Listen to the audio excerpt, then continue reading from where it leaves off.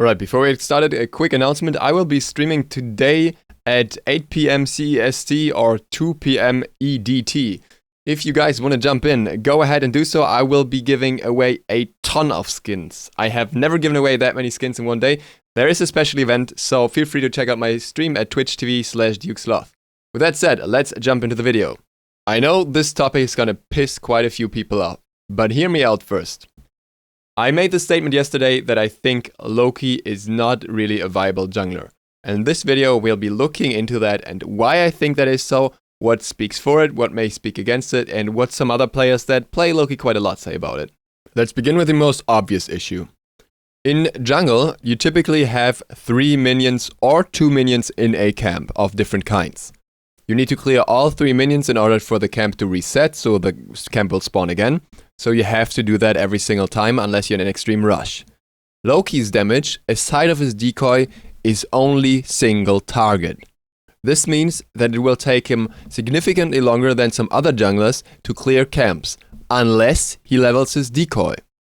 So the logical conclusion here would be leveling the decoy in order to have clear early on, in order to rotate to lanes more and just keep up with the enemy jungler.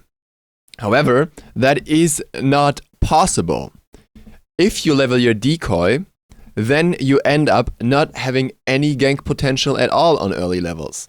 Your damage is going to be way too low if you put your points into the decoy, so you kinda have to level either Aim Strike or Vanish if you want to get damage on targets.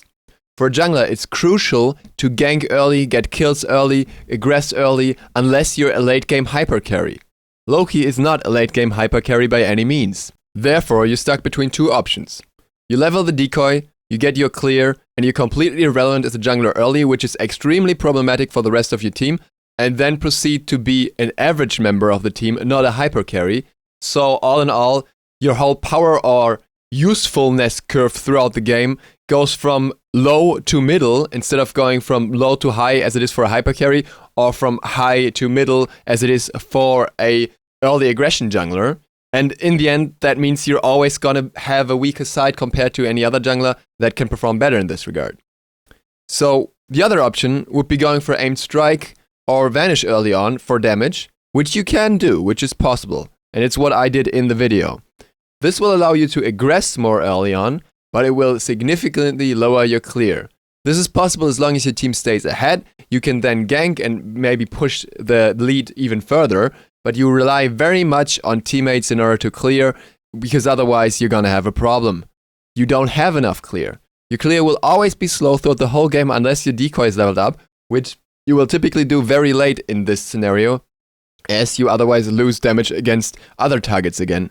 Obviously, your decoy can be used in fights as well, but it's not a good fighting tool, as it is way too predictable and way too easy to avoid, simply due to the fact that it takes a very long time to actually deal damage. So all in all, one of the significant flaws of Loki jungle is that he doesn't have an ability that combines effective clear as well as high gank potential with high damage.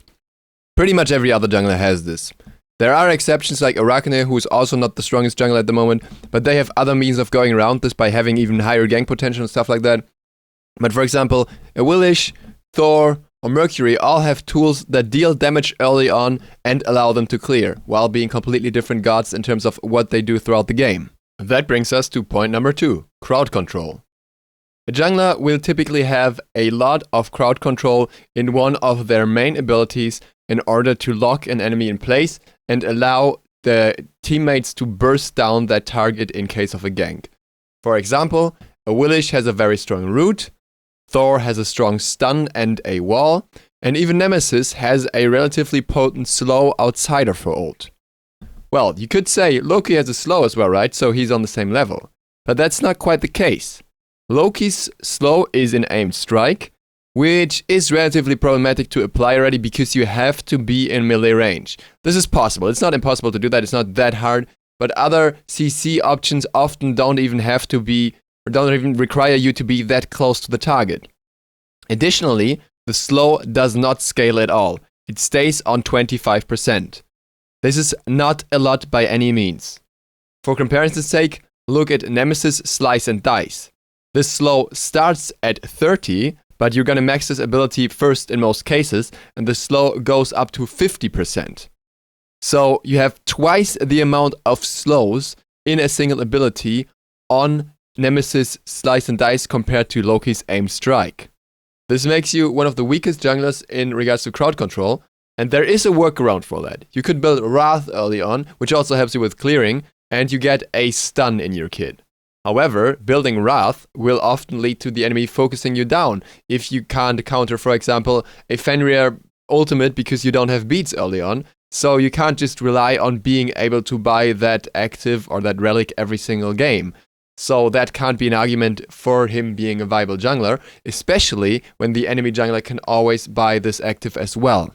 Now, Loki obviously has his ultimate as well, but that's on a 90 seconds cooldown, and it's also his only real reliable escape that cannot be prevented. So blowing that in order to get CC early in a fight can be very problematic for Loki. This brings us to point number 3, escapes. While Loki has very good escapes in the sense that he can easily get out of sticky situations with his stealth and his ultimate, they're also not ideal jungle escapes. While you can be stopped from escaping with your one via walls, that also applies to many other junglers, so that's not really an argument here.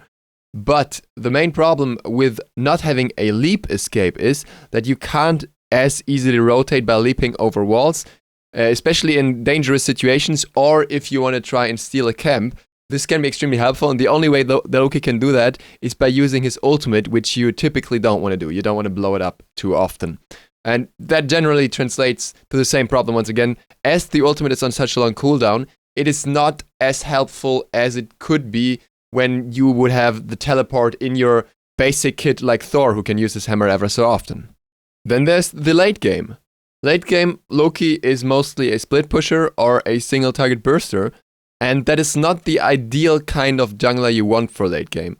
Some junglers have such high early aggression that you can justify picking them just for that, and it's acceptable for them to fall off late game because of that. But Loki does not have that early potential. There's no justification to pick a jungler that has no high early potential without having a strong late game potential. This is different. Once again, I've pointed this out in the beginning of the video, but think of Kali. Kali has a relatively weak early, similar to Loki. She still kind of clears better in some regards, but whatever. She then comes online late game, and it's extremely scary. Or Bastet, for example. Bastet just has that early aggression. You have to be very, very careful at level 5, because otherwise you're going to get those cats dropped on you, and you will die 100% certain. You have to counterbuild that specifically, and all that stuff. With Loki, yes, you can try that with Assassinate, but it's not as potent as Bastet's ultimate at a level 5 situation. It is strong enough, it is not bad by any means, but it doesn't make for the same kind of potential that is in a god that can either gank you or split push you at very early levels, or take objectives like Gold Fury, where you always have to be on the watch out for, just to stay safe. And Bastet is already one of the weaker junglers at the moment. The more potent junglers have even more in their kit that allows them to be relevant either early or late game. Late game, Loki then transitions to that guy who will often just split push. And if you want a split pusher, then why would you pick Loki over the others when the others have certain utility in the game at other points that will help your team more most of the time? Last but not least, there's the viability in other roles. Loki performs much better in solo, ADC, and sometimes even middle lane. So why would you pick him in one of his worst roles? It doesn't make sense. And that's as simple as I can put this. I will show this comment of Pecky's here, who says that Loki is OP in every role but jungle. Obviously, this is slightly joking, but at the same time, there's a lot of truth behind this, because Loki just doesn't have a kit that would tell you that he should be used in the jungle. The only thing that speaks for him being a jungle character is the fact that he is an assassin. But that really shouldn't tell you much, because Loki doesn't play like the other assassins do. If you were to play Loki ADC, you would have a relatively mild early game and then transition into a burster for the enemy ADC. In solo lane, you would have all the time in the world to farm up. In the jungle, you have neither of those. Especially if you want to go for a Transcendence build, which I personally wouldn't necessarily recommend. But if you want to do so, then the jungle is the worst place to do so. Simply because you cannot stack well in the jungle. You only have 3 creeps compared to the 6 of a wave, and it's going to take you a very long time to actually get your Transcendence stacked up. Obviously, the same goes for support Loki, but, you know, support Loki is probably not something you want to try out anyways. So, overall, once again, there is no logic behind picking him there. And Pekis is one of the best Loki players in the world as far as I'm concerned, informed, simply because he has played multiple accounts to Masters as Loki, or mostly Loki, last season. Another person who plays a lot of Loki is Professor Loki, and Professor Loki says the same thing. Or he even plays Loki in the same roles. Professor Loki plays Loki in middle and ADC.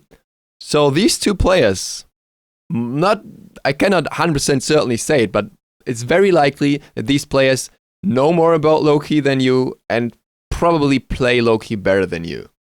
And both of them don't play him in jungle. That should actually tell you a lot, no matter what division you're in. You might be the exception, you may be the one who plays Loki better, but the likelihood of that being the case is relatively low. And then we have Adapting, the best jungler in the world currently, as an example. I have played a ranked game with Adapting, and I have to say it didn't go all that great. Not only because of the picks and whatever. We had a very problematic middle lane, and obviously me being in a game with Adapting is not a good sign for the matchmaking in general, but whatever. All that aside, he was playing low-key jungle, and it didn't really work out for him. And if the best jungler in the world can't make low-key jungle work, then it should tell you a lot about the viability of the character, especially when he's playing against opponents that are significantly weaker, at least few of them. Now, before I end this video, I know there are going to be comments of, "Oh my god, you have no idea, Duke, I play Loki so well, I'm so great, I'm always 10-0 when I play Loki jungle, oh my shit." There are many reasons why you may be performing well on Loki jungle. The most obvious being you being in a low division, or you playing against enemies that are significantly worse than you.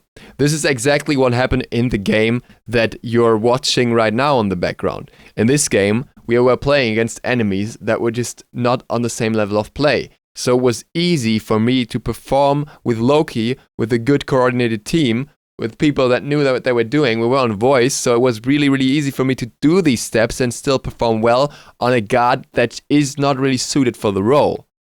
That doesn't mean that Loki is a good jungle. And if you haven't understood that at this point, that your personal stats don't necessarily have to translate into a character being good in a role, then I don't know what else to tell you. I could perform well with a Guardian with no clear in the jungle. I could perform well with Gap in the jungle in the very same game, probably, simply because this game was one that we were supposed to win anyways. That does not mean by any means that Gap would be a good jungler. Pro players, high-level players, do play funny picks all the time and they perform well with them. That also does not mean that it's a good, viable pick. If you want to pick Loki in the jungle for fun, that is totally fine, that is totally up to you. Don't pick anything not like because it's not viable if you want to have fun. But if you're talking about the actual viability and power of a character and how the kit of the character suits a role, then Loki and jungle just don't mix. That's it for this video. As always, this is part of the Smite Theories series, so feel free to check out more of that in the link above that should show up roughly now. Other than that, if you enjoyed this, feel free to leave a sub. New videos daily. Thank you guys for watching. Duke Sloth, out.